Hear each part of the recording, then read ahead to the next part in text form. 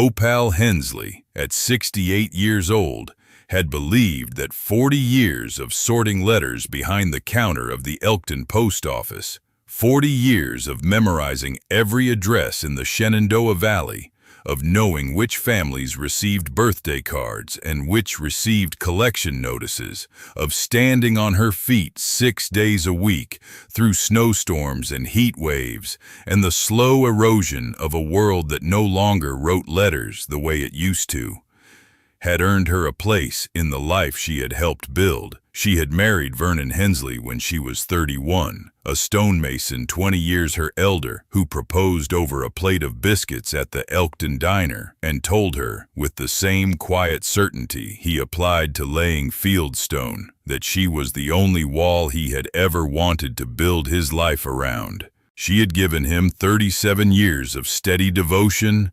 37 years of ironed shirts and packed lunches, and the particular loyalty of a woman who understood that love was not a grand gesture, but a daily practice. Like sorting mail, you showed up, you did the work, you made sure everything reached the right hands. Then Vernon's heart had stopped on a January morning while he was standing in the doorway of his workshop, looking out at the snow falling on the Shenandoah Valley. And 9 months later, his daughter Gayle had laughed in an attorney's office and called Opal's inheritance a pile of rocks. Opal wasn't just overlooked, she was erased, as if 37 years of marriage and a lifetime of quiet sacrifice could be reduced to the deed for a condemned building and dismissed with a sneer. While Gayle Hensley Frazier and her husband Derek divided the valuable assets, the 120-acre Hensley farm, the modern house, Vernon's savings, his truck and tools, Opal received the deed to the 1840s fieldstone house on 8 acres at the back of the property. A building the county had condemned 12 years ago, a ruin with half its slate roof missing, windows broken, ivy swallowing the east wall, and a notice from the county building inspector tacked to the front door, declaring it unfit for human occupancy. "He left you a pile of rocks, Opal," Gayle had said across the attorney's table, her charcoal blazer sharp as a blade, her diamond studs catching the fluorescent light. "How fitting. The stonemason's widow gets his pile of rocks." But what Gayle and Derek didn't know, what they were too impatient, too greedy, and too certain of their own superiority to suspect, was that behind the cellar wall of that condemned stonehouse, hidden inside a climate-controlled room that Vernon had built with his own master stonemason's hands and concealed behind a false wall of perfectly matched fieldstone, lay 847 Civil War gold coins worth $3.2 million, original Confederate Treasury documents of national historical significance, and a handwritten letter from Vernon explaining that he had spent 15 years preparing this discovery for the one person he trusted to preserve it. Vernon had been planning for this exact moment since the day he pulled the first document from inside the stonehouse walls during restoration, waiting patiently for the day when the woman who had sorted 1,000,000 letters would finally receive the one that mattered most. If you've ever felt the world underestimate you because of your age, if you've been dismissed by those who should have valued you, if you've sat alone in a quiet room holding something everyone told you was worthless and wondered whether anyone would ever see your worth, this story is for you. Subscribe now, because what Opal Hensley found when she pried open the cellar door and ran her hand along the false wall her husband built in secret will make you believe that love never forgets the right address. Welcome to the last chapter. The will was read in the office of Thomas Everett Whitlock, an attorney in Harrisonburg, Virginia, on a Wednesday afternoon in late September, 9 months after Vernon's funeral. The office smelled of old leather and lemon furniture polish, and a brass clock on the bookshelf ticked with the steady rhythm of a metronome, counting down to something no one in the room expected. Opal sat on one side of the mahogany table in her navy blue quilted vest and cream turtleneck, her dark gray wool trousers pressed, her sturdy brown leather walking shoes flat on the carpet, her brown leather suitcase with the brass clasps resting on the floor beside her chair. Her silver white hair was cut in its practical bob. Her thin, wire-rimmed glasses sat low on her nose. Her pearl stud earrings caught the gray light from the window. She held her hands folded on the table, hands that had sorted 1,000,000 letters, hands that were precise and steady and unhurried even now, even when the contents of the envelope being opened across the table were about to rearrange the landscape of her life. Gayle sat across from her. Gayle Hensley Frazier, 44, Vernon's daughter from his first marriage, had driven down from Richmond that morning in a black SUV that cost more than Opal's annual pension. She wore her fitted charcoal blazer over a black silk blouse, tailored black trousers, and pointed toe heels that clicked on the hardwood floor, with the impatience of a woman who billed her time in 15-minute increments. Her dark brown hair was blown out straight. Her gold watch gleamed. She checked her phone twice during the reading, her thumbs moving across the screen with the practiced speed of someone who was always managing something more important than the room she was in. Beside her sat Derek Frazier, 46, her husband, a financial advisor with slicked-back sandy hair and a navy suit and a pale blue tie and a leather portfolio open on the table in front of him. Derek had a calculator app open on his phone. He had been calculating since the parking lot. What Opal didn't realize yet, what she wouldn't understand for another 6 weeks, was that Vernon had choreographed every element of this moment with the same precision he applied to laying fieldstone. Every piece was placed exactly where it needed to be. Thomas Whitlock read the will in a measured baritone. The 120-acre Hensley farm, the modern house, all savings accounts, Vernon's truck, and his professional tools went to Gayle Hensley Frazier. The 1840s fieldstone house on 8 acres at the back of the property went to Opal Hensley. A small checking account with $11,000 went to Opal. Personal effects were to be divided by mutual agreement. Gayle leaned back in her chair and crossed her legs.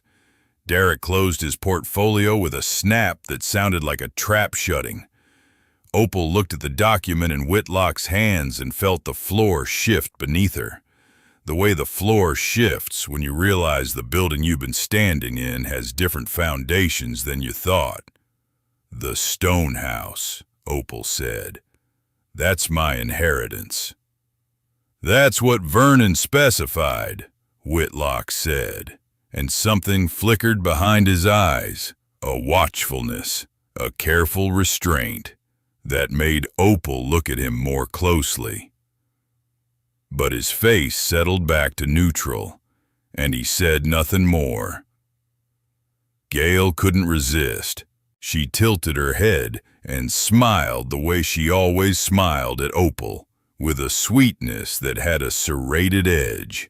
"He left you a pile of rocks, Opal? How fitting. The stonemason's widow gets his pile of rocks. That building hasn't been habitable since before I was born. The county condemned it 12 years ago. You can't live in it. You can't sell it. And it'll cost you more to tear it down than the land is worth." She paused, straightened a cuff on her blazer. "But I suppose it's sentimental." Derek leaned forward. "If you want, Opal, I could look into what the 8 acres might fetch as raw land. Once you demolish the structure, of course. Might be enough for a year's rent somewhere modest. He smiled. It was the smile of a man who had never lost money and never intended to start. Opal looked at Gayle. She looked at Derek. She looked at the will in Whitlock's hands, the legal language reducing 37 years of marriage to a condemned building and $11,000.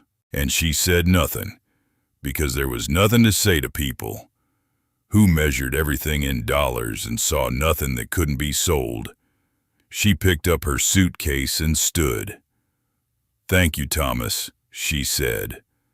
And she walked out of the office into the gray September afternoon, the brass clasps of her suitcase clicking with each step, the sound as precise and unhurried as everything else about Opal Hensley. That silence from Opal wouldn't last, and neither would Gayle's laughter.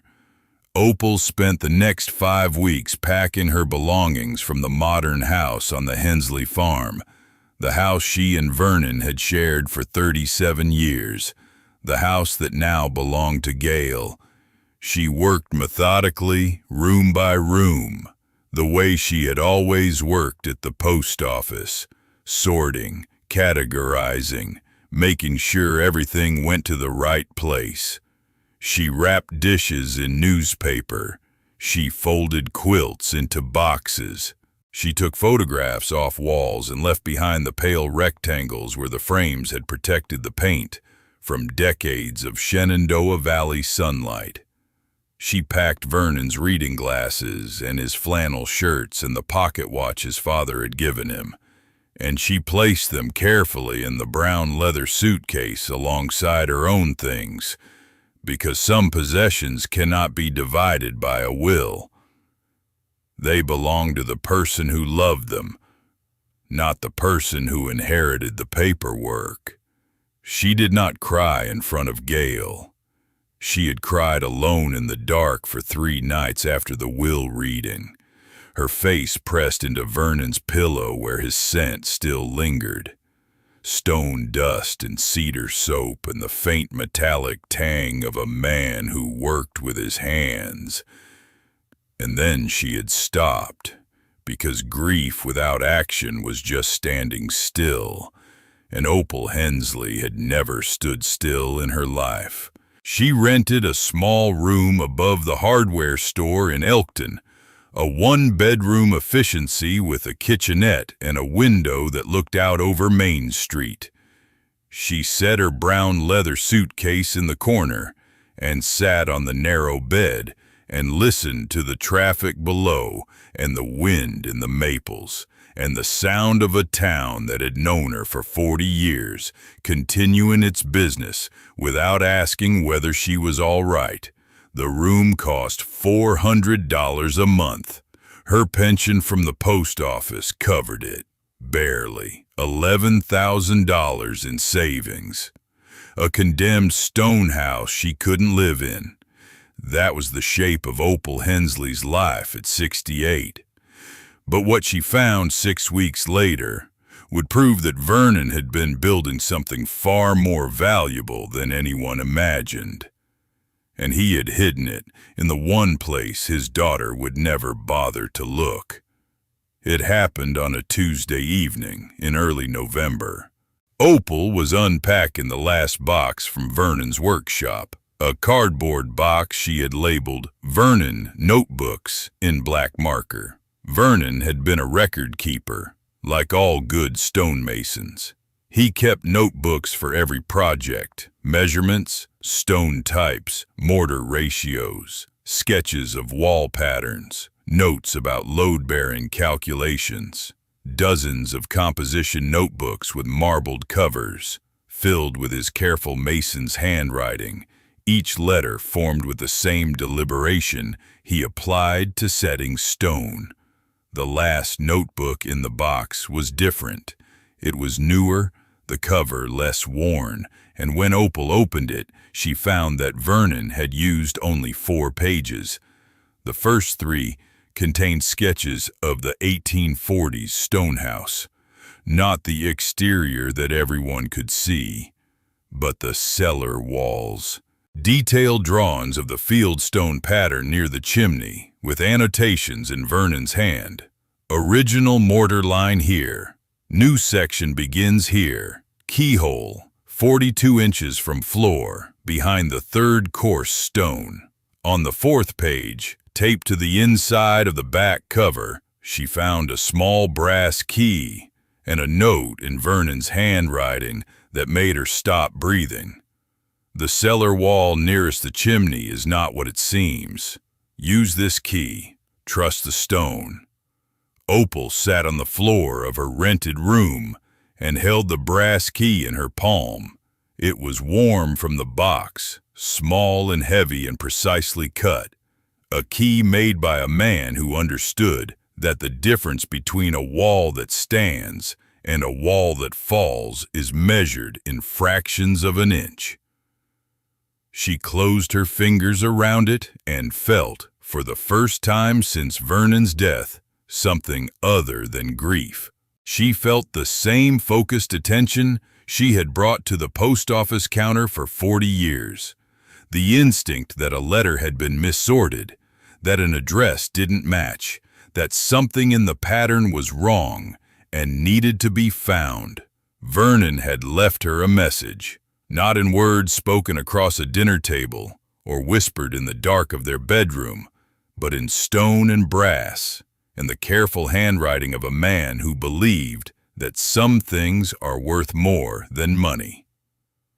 The answer was in the cellar. She just had to trust the stone. She drove to the stonehouse the next morning. November in the Shenandoah Valley was a study in gray and gold, the Blue Ridge Mountains fading into mist along the horizon, the last red and amber leaves clinging to the oaks and maples, the fields gone brown and still, frost on the fence posts and the rooftops and the windshields of the pickups parked outside the Elkton Diner.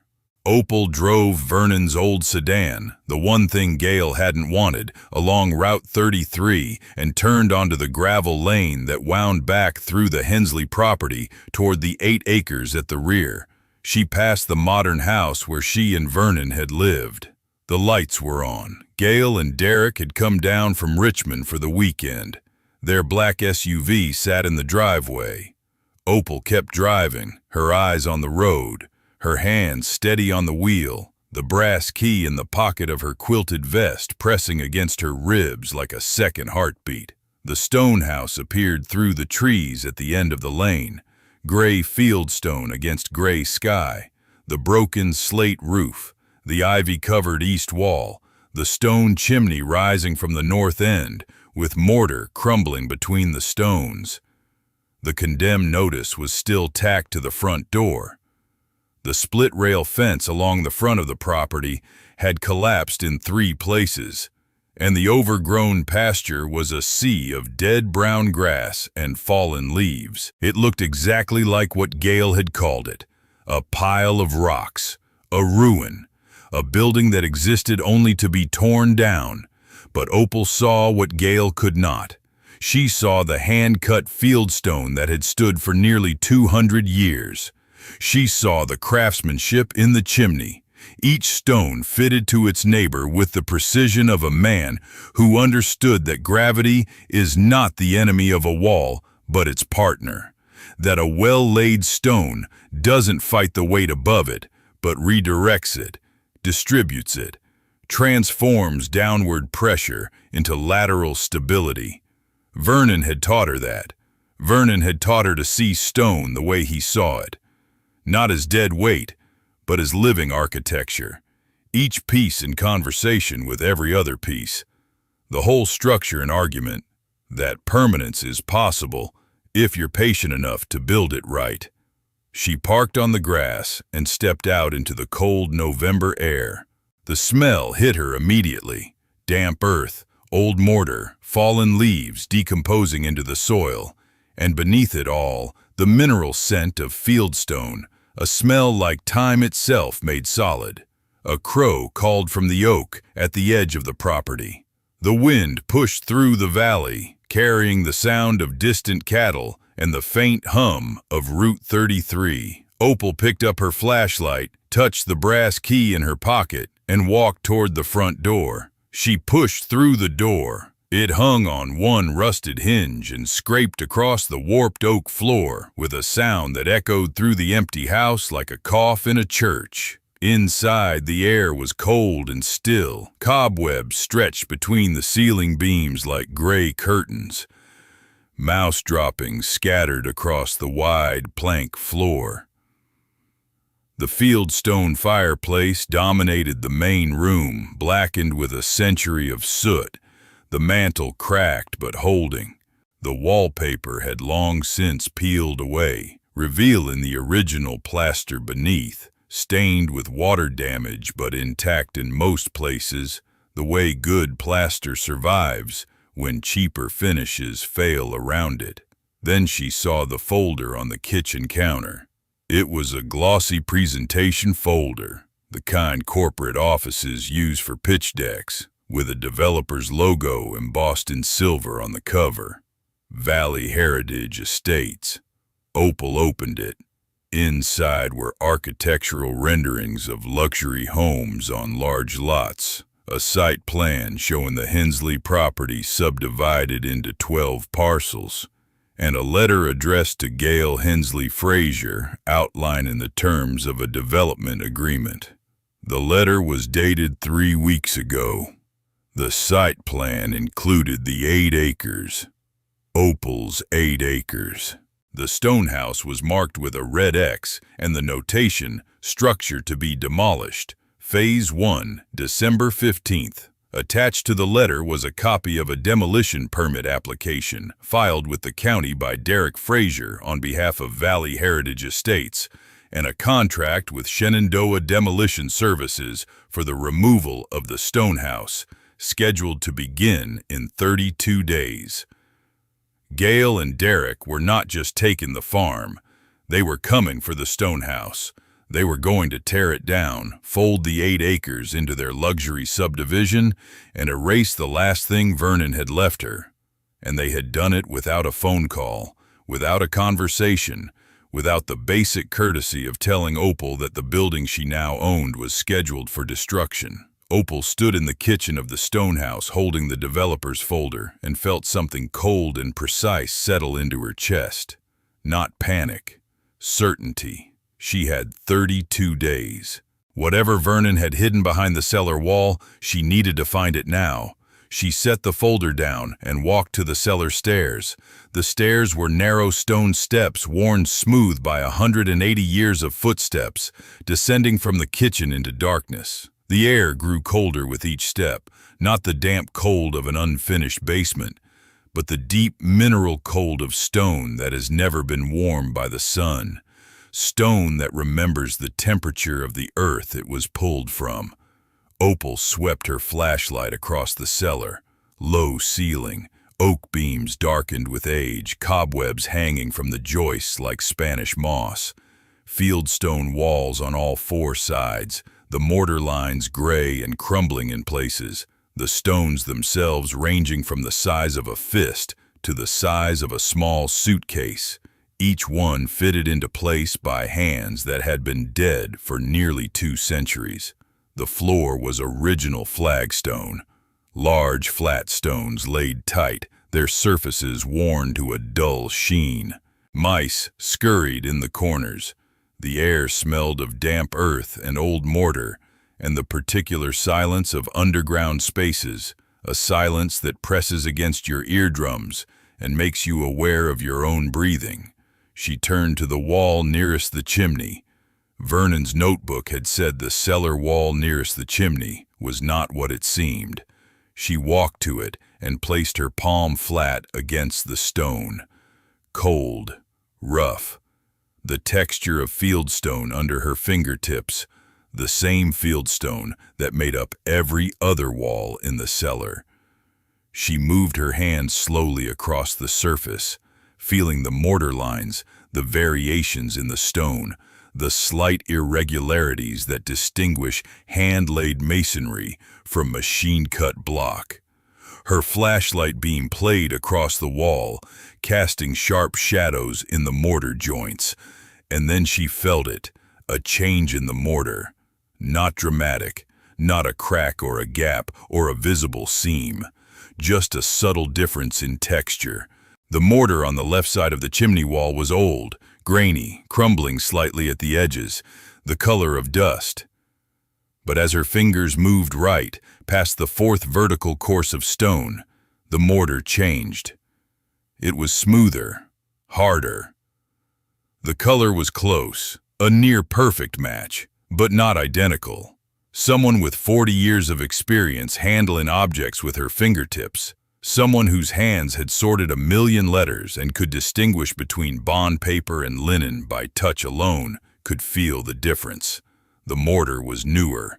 The stones were the same, genuine fieldstone, weathered and aged, but the mortar holding them together was a different generation. Someone had taken this wall apart and rebuilt it, stone by stone, matching the original pattern so precisely that the eye could not detect the join, but the hands could. Vernon had built this wall. Vernon, the master stonemason, who had spent his career matching fieldstone so precisely that his work was indistinguishable from the original. Vernon had built a false wall in this cellar, using his lifetime of skill to make the new section invisible to anyone who relied on their eyes alone. But Vernon had married a woman who relied on her hands. Opal pressed her fingers into the mortar line and traced it downward, following the seam between old work and new work, feeling the transition like a fault line in the geology of the wall, 42 inches from the floor, exactly where Vernon's notebook had specified. Her fingertip found a depression in the stone, not a natural depression, a keyhole, drilled into the face of the third-course stone and disguised with a thin cap of mortar dust that crumbled away at her touch, revealing a brass lock plate no larger than a postage stamp, set flush with the stone surface and invisible unless you knew exactly where to press. She reached into her vest pocket and pulled out the brass key. It was warm from her body heat. She slid it into the lock and turned. The mechanism engaged with a click that echoed off the cellar walls like a knuckle rapping on a door. And then the wall moved. A section roughly 4 feet wide and 6 feet tall swung inward on hidden hinges. Hinges that Vernon had installed inside the mortar joints, invisible from the front, engineered to carry the weight of fieldstone without sagging or binding. The wall section moved smoothly, silently, with the mechanical precision of a man who understood that a door is only as good as its hardware, and that hardware hidden inside stone must be perfect because it can never be adjusted. Behind the wall wasn't darkness. Behind the wall was light, a faint, steady glow from a battery-powered LED strip mounted along the ceiling of a room that should not have existed. The room was roughly 8 feet by 10 feet, with poured concrete walls and a concrete ceiling reinforced with steel rebar. The air was different in here, warmer, drier, with the faint hum of a small generator mounted in the far corner, vented through a pipe that ran up through the stonehouse wall, to an exit disguised as a damaged mortar joint on the exterior. Vernon had installed a climate control system. Humidity gauges were mounted on the wall. A temperature readout glowed green, 65 degrees Fahrenheit, 42% relative humidity. Museum conditions. Vernon had built a museum inside the cellar of a condemned building, and he had hidden it behind a wall so perfectly constructed that even a stonemason's guild inspector would have walked past it without a second glance. On shelves along the left wall, arranged in clear archival cases with acid-free backing and UV protective covers, sat rows of gold coins.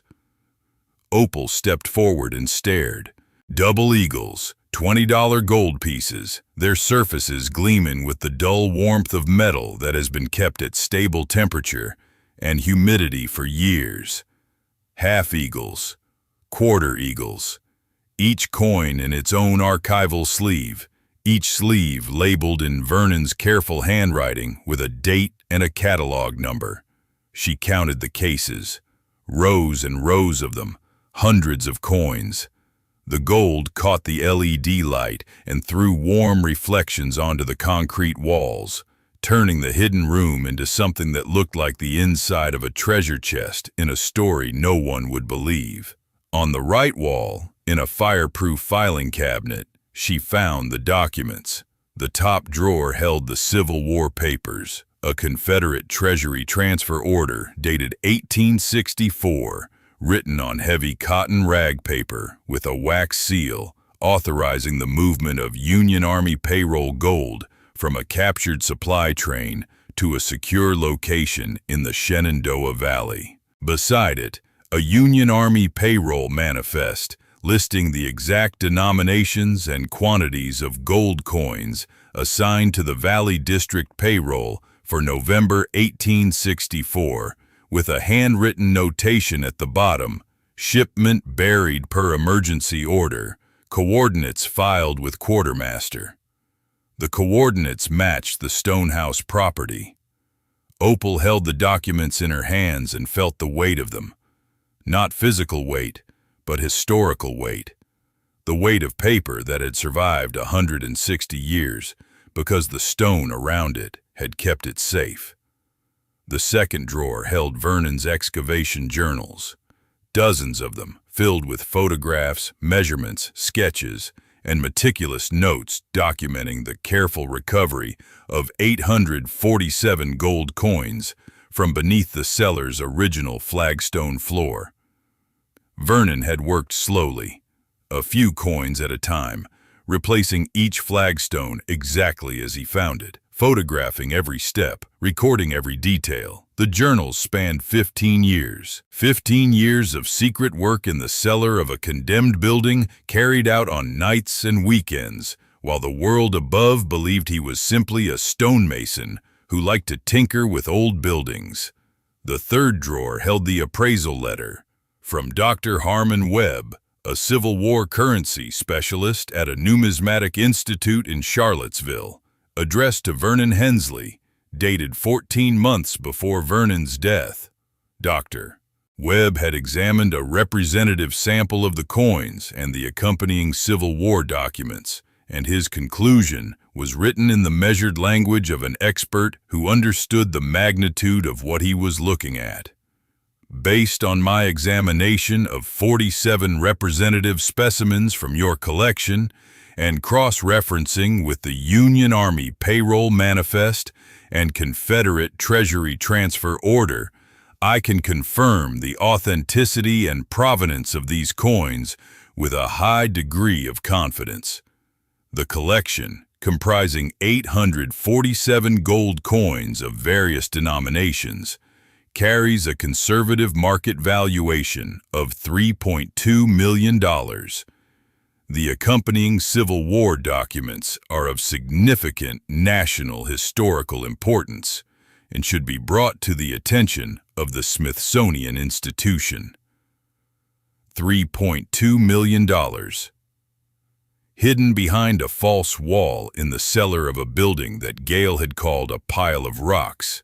And in the bottom drawer, in a sealed cream-colored envelope with Opal's name written on the front in Vernon's careful mason's handwriting, was the letter. Opal sat on the concrete floor of the hidden room with her back against the wall and opened the envelope with steady hands. The paper inside was heavy. The good stationery Vernon used for important correspondence, not the cheap notebook paper he used for job notes. His handwriting was clear but slightly shaky. He had written this in the final months, when the tremor in his hands had begun to show. "Dear Opal," the letter began, "if you're reading this, it means I'm gone and you've found the cellar, which means you found the notebook, which means you haven't given up on the old house or on me, and I knew you wouldn't. I need to tell you what I've been doing out here for the last 15 years, and I need you to understand why I kept it from you. I found the first document in 1994 during the restoration. I was repointing the cellar wall near the chimney when a stone came loose, and behind it was a cavity, an intentional void in the original construction, sealed with period mortar. Inside the void was a leather pouch containing the Confederate Treasury transfer order and the Union payroll manifest. I sat on the cellar floor for an hour just holding them, trying to understand what I was looking at. Then I started researching. I spent 3 years in archives, the National Archives in Washington, the Virginia Military Institute Library, the Shenandoah Valley Civil War Collection in Winchester, confirming that the documents were genuine and that the payroll shipment they described had never been recovered. In 1997, I lifted the first flagstone in the cellar floor and found the first coin, a $20 double eagle, 1864 Philadelphia Mint. I almost dropped it. My hands were shaking. The only time in my career my hands have ever shaken while holding something made of stone or metal. I put it back. I covered the flagstone. I went home and ate dinner with you and didn't say a word, because I was terrified. Not terrified of the gold, terrified of Gayle. You know Gayle, Opal. She would have sold those coins before the dirt was dry. She would have called a dealer, taken the fastest offer, scattered the collection to the four winds, and thrown the Civil War documents in a box. She wouldn't have understood that those documents belong in a museum, that those coins are part of the history of this valley, that the story they tell about a Union payroll buried in a farmer's cellar during the chaos of 1864 is worth more than the gold itself. She would have seen dollar signs and nothing else. So I kept quiet. I built the false wall in 2002. It took me 4 months. I could only work at night, and every stone had to match the original pattern exactly. I installed the climate control in 2005. I excavated the coins over 15 years, a few at a time, replacing each flagstone perfectly. I contacted Dr. Harmon Webb in Charlottesville and had the collection appraised. I did everything slowly, carefully, the way you lay stone, one piece at a time, making sure each one is right before you move to the next. I needed them to be yours, only yours, because you're the only one who would understand that some things are worth more than money. They're worth preserving. You spent 40 years making sure every letter reached the right hands. Now I need you to make sure these reach the right hands too. I love you, Opal. I should have told you about the cellar. I should have told you about a lot of things. But I was a stonemason, and stonemasons trust the stone. The stone holds. The stone keeps its secrets until the right person comes along with the right key. You're the right person. You always were. Vernon. Opal pressed the letter against her chest and wept. Not the controlled private tears she had allowed herself in the dark of her rented room. These were different, deep, heaving sobs that echoed off the concrete walls of the hidden room and mixed with the quiet hum of the generator and the warm gold glow of the coins on their shelves. She wept for Vernon's patience. She wept for his silence. She wept for 15 years of secret work carried out in a condemned cellar by a man who trusted stone more than words and loved her more than she had ever known. She sat there for a long time. Then she wiped her eyes, folded the letter carefully, placed it back in its envelope, and stood up. She had work to do. 32 days until the demolition crew arrived, and a lifetime of Vernon's careful planning that needed to be protected. She called Judge Martha Fay Coggins first. Martha Fay was 72, retired from the Rockingham County Circuit Court, a woman who had spent 30 years on the bench and understood the difference between what was legal and what was right. She and Opal had been friends since the 1990s. They walked together on Saturday mornings, traded paperback novels, and shared the particular bond of two women who had spent their careers in service to systems larger than themselves. Martha Fay, Opal said, I need your help. I found something in the stonehouse, and I need to know how to protect it. Protect it from what? From Gayle, from a demolition crew, from 32 days. Martha Fay was silent for a moment. Tell me everything, Opal told her. When she finished, the line was quiet for 10 seconds.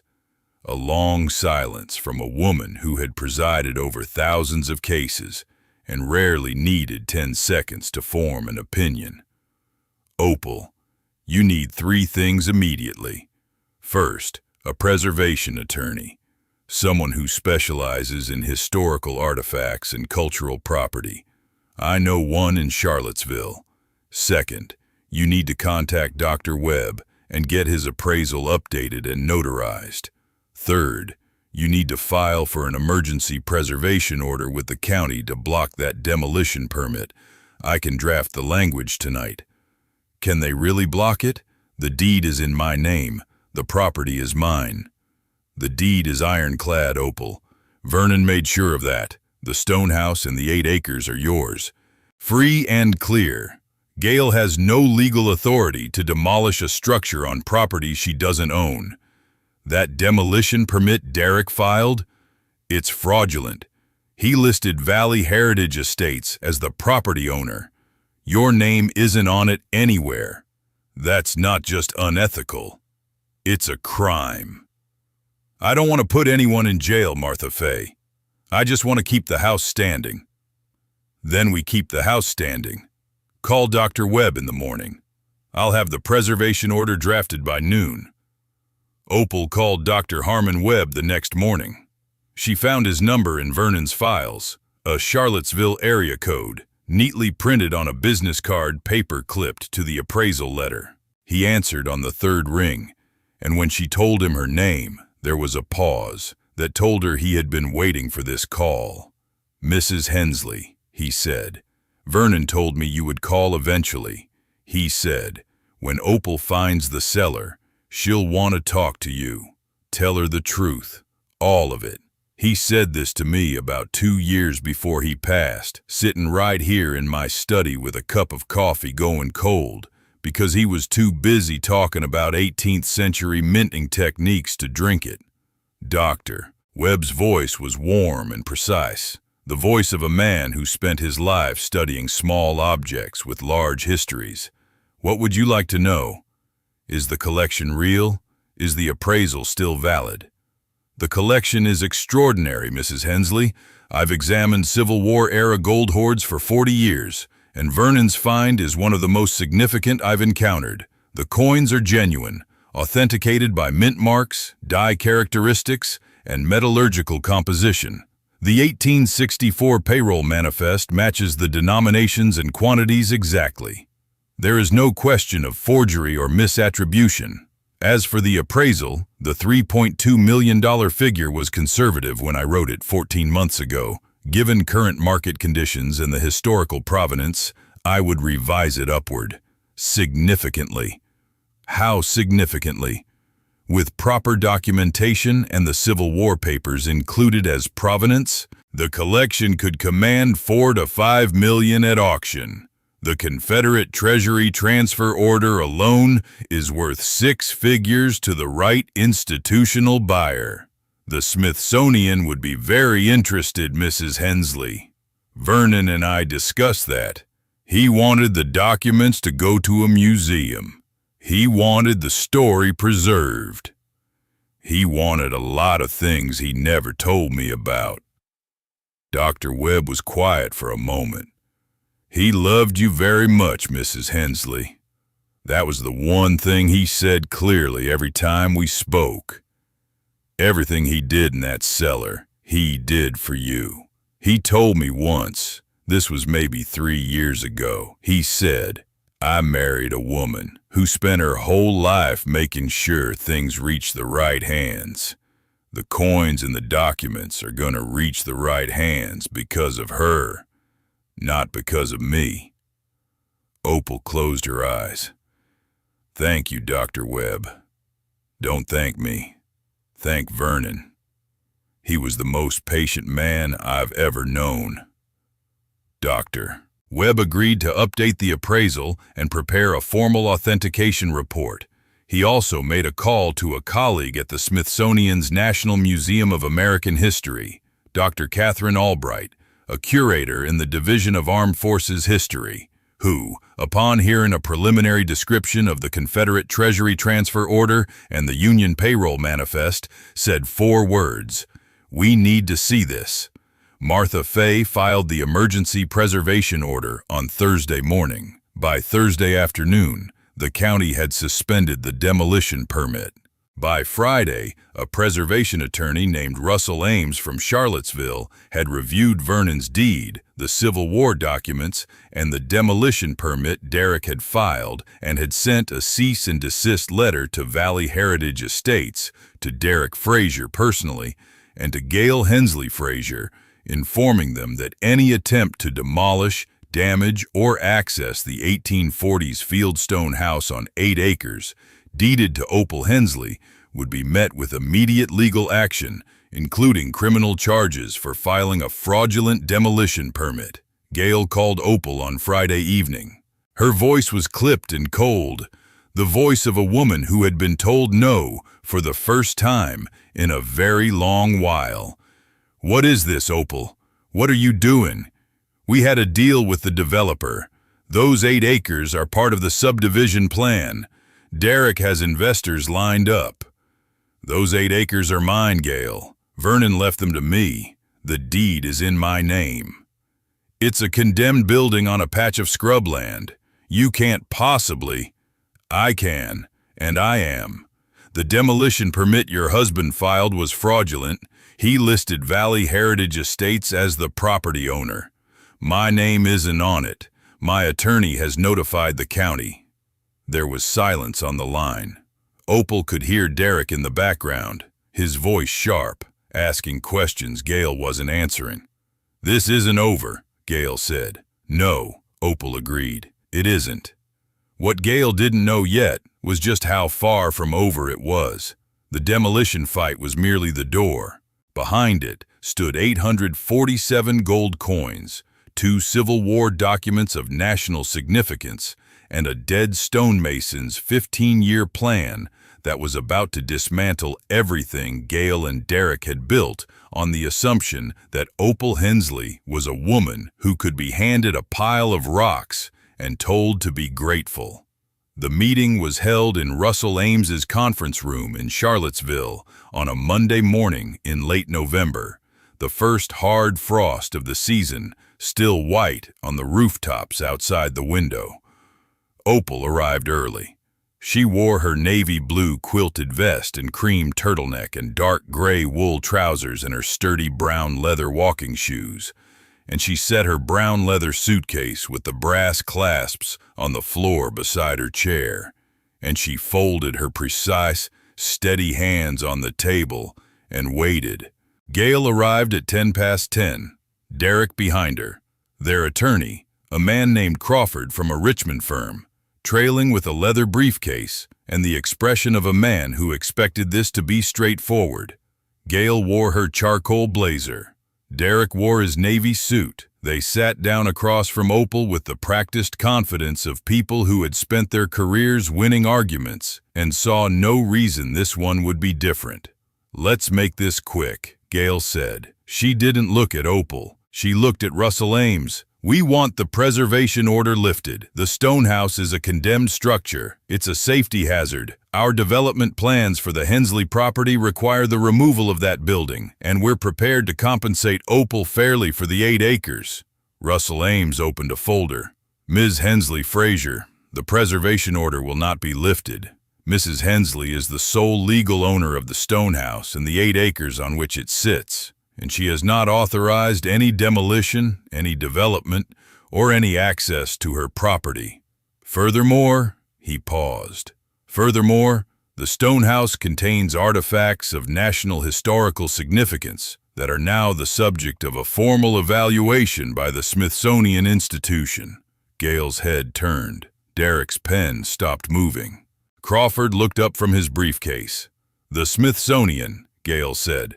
"Correct. During the course of maintaining her property, Mrs. Hensley discovered a collection of 847 authenticated Civil War-era gold coins recovered from beneath the stonehouse cellar floor, along with original Confederate and Union Army documents dating to 1864 that describe a payroll gold shipment buried on this exact property. The collection has been appraised by Dr. Harmon Webb, a nationally recognized Civil War currency specialist, at a conservative value of $3.2 million. The Civil War documents have been preliminarily authenticated by Dr. Catherine Albright of the Smithsonian's Division of Armed Forces History, who has described them as, and I'm quoting, among the most significant Civil War financial documents to surface in the last 50 years.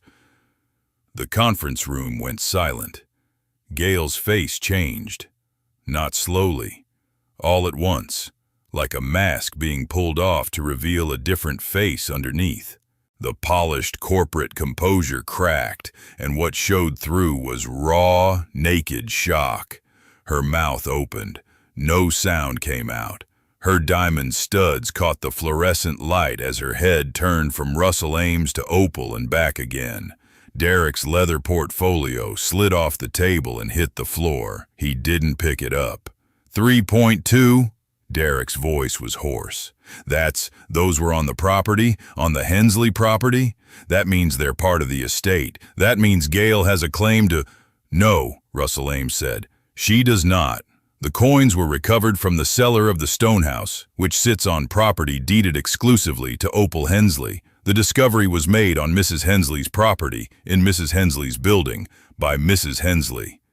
Under Virginia law, artifacts found on private property belong to the property owner. The deed is unambiguous. Mr. Hensley's will is unambiguous. The stonehouse, the cellar, and everything in it belong to Mrs. Hensley. Gayle stood up. Her chair scraped backward. My father wouldn't have hidden something like that and not told me. This is some kind of— Your father spent 15 years excavating those coins and documenting their provenance, Opal said. Her voice was calm and clear and carried the quiet authority of a woman who had spent 4 decades standing behind a counter, serving the public with precision and patience.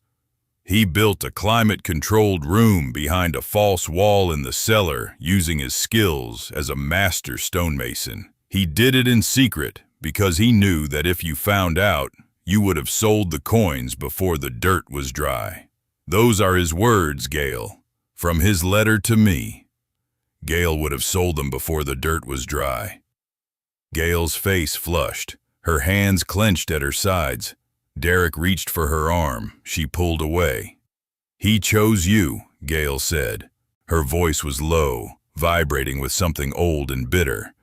The resentment of a daughter who had spent 20 years believing her father's second wife was an interloper, a replacement, a woman who had no right to the Hensley name or the Hensley legacy. He always chose you. He chose preservation, Opal said. He chose history. He chose the thing you would have destroyed because you couldn't see past the dollar signs.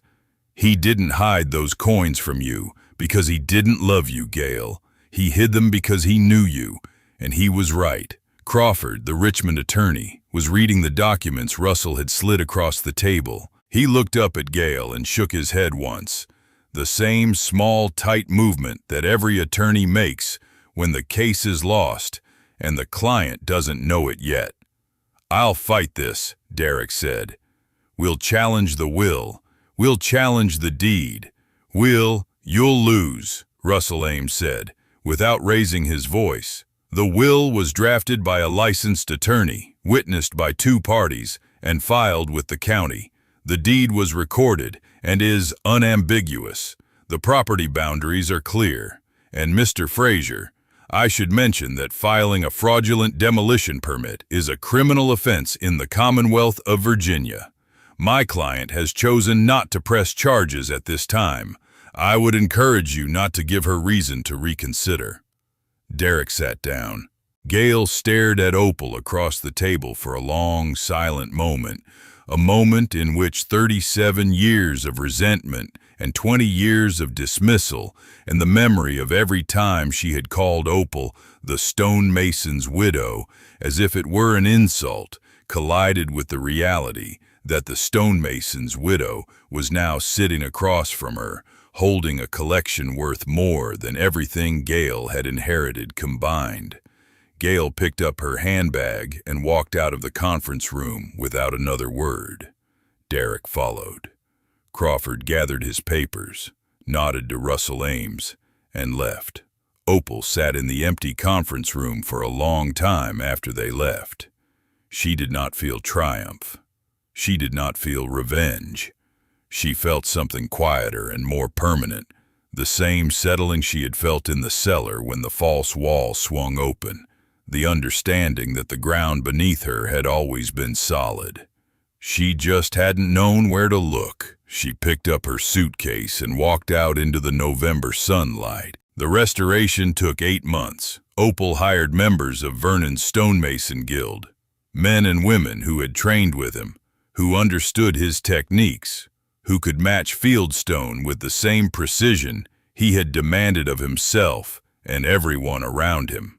They repointed the exterior walls, replaced the missing slate tiles on the roof, rebuilt the window frames in white oak to match the originals, and restored the stone chimney course by course, mixing mortar to Vernon's exact specifications, which Opal found in one of his project notebooks. Inside, they sanded and sealed the wide oak plank floors, replastered the walls, restored the fieldstone fireplace, and replaced the ceiling beams that had rotted through, while preserving the ones that remained sound, beams that Vernon had examined and declared good during his years of secret work in the building. The hidden room in the cellar was preserved exactly as Vernon had built it. The Smithsonian sent a team in January to document the Civil War papers. Dr. Catherine Albright herself spent 3 days in the cellar, photographing the Confederate Treasury transfer order and the Union payroll manifest under archival lighting conditions, dictating notes into a recorder with the barely contained excitement of a historian who has just found something she thought was lost forever.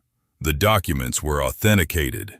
The story they told of a Union payroll gold shipment buried in a Shenandoah Valley farmer's cellar during Sheridan's 1864 campaign, hidden by a quartermaster who was killed at Cedar Creek before he could retrieve it, and undiscovered for 130 years until a stonemason named Vernon Hensley pulled a loose stone from a cellar wall, was declared by the Smithsonian to be a significant addition to the historical record of Civil War financial operations in the Valley. The coins went on permanent loan to the Smithsonian, with Opal retaining full ownership. They were displayed in a dedicated case in the National Museum of American History, alongside Vernon's excavation journals and the Confederate Treasury transfer order, under a placard that read, "The Hensley Collection, Civil War Gold, from the Shenandoah Valley, discovered by Vernon Hensley, Master Stonemason, preserved by Opal Hensley." Opal opened the stonehouse as a Civil War heritage site. The Shenandoah Valley Historical Society partnered with her to create a small museum in the main room. Exhibits on the 1864 Valley Campaign, the role of the Shenandoah in Civil War supply lines, and the story of the buried payroll. Vernon's false wall was preserved as an exhibit in itself, a demonstration of master stonemasonry, with a clear panel set into the wall so visitors could see the hidden hinges and the brass lock plate and the difference between the original mortar and Vernon's work. School groups came from across the valley. History professors brought their classes. The local newspaper ran a front-page story. The Washington Post picked it up. A documentary crew from the Smithsonian Channel came to film. The historical designation protected the surrounding land. When the county granted the stonehouse heritage status, the 8 acres received a conservation easement that prohibited commercial development within the property boundaries. Valley Heritage Estates quietly withdrew their subdivision plans. Derrick's investors backed out. Gayle's luxury lots evaporated. The 120-acre farm remained a farm, which was all it had ever wanted to be, and Gayle, left with a large property she had planned to sell, piece by piece, and no buyer willing to touch land adjacent to a nationally designated historical site, discovered that the pile of rocks she had laughed at had become the most significant property in the Shenandoah Valley, and it belonged to the woman she had dismissed. Vernon's name was carved above the stonehouse door. Opal had one of his guild colleagues do it, cut into the gray fieldstone lintel in letters that matched the style of the original 1840s stonework. Vernon Hensley, master stonemason, he trusted the stone. Below it, in smaller letters, "Restored with love by Opal Hensley." She moved into the stonehouse on a Saturday morning in September, exactly 1 year after the will reading. She carried her brown leather suitcase up the restored stone steps and set it in the front hall and stood in the doorway and looked out over the Shenandoah Valley, the same valley that had watched this house stand for nearly 200 years, the same ridges turning gold and red in the autumn light, the same wind carrying the scent of fallen leaves and cold fieldstone, and the distant memory of a man who had spent his life building walls and his final years hiding the most important thing he ever found behind one. Martha Fay Coggins came to visit every Sunday. They sat on the stone step in the afternoon light and drank coffee and watched the leaves turn. And Martha Fay would say something about the weather or the news or the price of gasoline, and Opal would listen with the same careful attention she had given to every conversation in her life, the attention of a woman who understood that listening is not passive, that receiving someone's words is as important as delivering them, and that 40 years behind a post office counter had taught her more about human nature than any university could. "You know what I keep thinking about?" Martha Fay said one Sunday. "Vernon, 15 years in that cellar, 15 years of building walls and digging up coins and writing journals and never saying a word. How does a man do that?" Opal touched her pearl stud earring, a habit she had developed over the years, a small gesture of thought. "He was a stonemason," she said. "Stonemasons don't explain their work. They build it, and then they trust it to stand." And it stood. It stood. Opal looked at the fieldstone wall of the house, the gray stones fitted together with the care and precision of a man who believed that permanence was possible if you were patient enough. It always stood. We just had to look. The stone house stood on its 8 acres in the Shenandoah Valley, gray and solid and restored, the slate roof whole again, the stone chimney straight, the windows clear, the fieldstone walls holding the warmth of the sun during the day and releasing it slowly through the night, the way good stone always does, patiently, steadily, without complaint. Inside the cellar, behind the false wall that Vernon built, the hidden room hummed quietly, its climate control system maintaining museum conditions for the space where 847 gold coins had once rested in their archival cases, waiting for the right person to find them. The brass lock plate gleamed in the LED light. The hinges held. The stone held.